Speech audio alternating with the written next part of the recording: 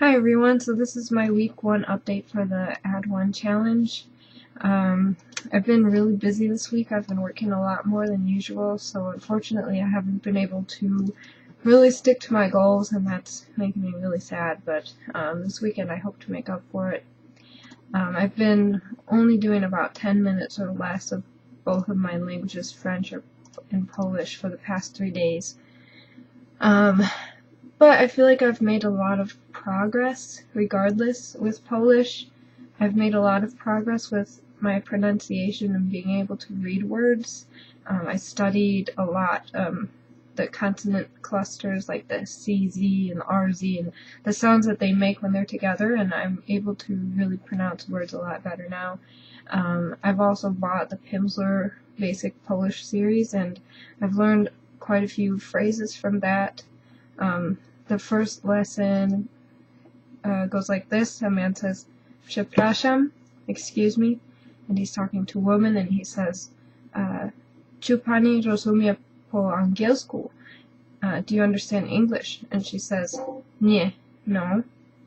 And then he says, or she asks him, "Czy pan rozumie po polsku?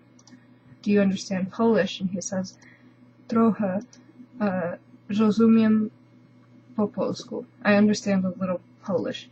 So I learned that, and that's pretty cool. And I want to keep going with the Pimsleur. I like how it's structured, and I like how it's that people speak at a regular conversational pace. I think that's really helpful when trying to learn how people really speak and try to imitate their rhythms and their tones and everything. Also with Polish, I've been doing a little bit of a basic Polish memorize course, and that's been helpful as well, and I want to continue with that. For French, I've been learning a lot of vocabulary. I've been doing Duolingo, the English to French version, and then also the Spanish to French version, so I'm really happy they came out with that.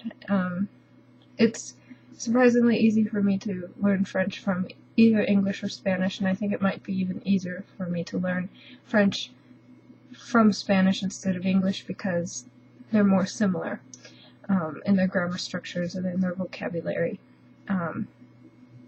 French, what I'm going through now is kind of the question words and trying to understand est-ce que, and how to form questions like that. And now I understand when the kids at my elementary school, est-ce que je peux aller boire? Now I understand what that means. Can I go get a drink? Next week, my goals are to continue with Pimsleur, to keep building my Polish vocabulary with Memrise, to start creating French and Polish flashcards with this one flashcard app that I have, and to keep going with my French textbook, and then also with my Polish grammar guide. I do have one question for anybody learning Polish or another Slavic language about learning vocabulary and nouns and adjectives. Would you suggest learning the nouns and the adjectives first in their basic form, and then later on, once you are studying the cases more in depth, then you learn the declensions? Or do you suggest learning the noun and learning all of its declensions at once, even though I haven't studied the genitive case yet or the locative case yet? If anybody could give me a tip on that, that would be really helpful.